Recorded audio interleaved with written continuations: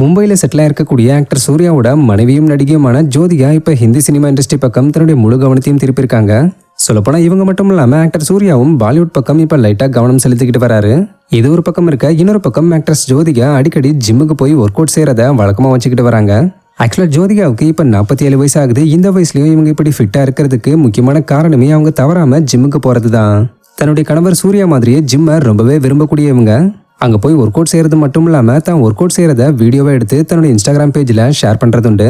அந்த வகையில் ரீசெண்டாகவும் ஜோதிகா வெறித்தனமாக ஒர்க் அவுட் பண்ணக்கூடிய வீடியோ ஒன்று ஷேர் பண்ணியிருக்காங்க.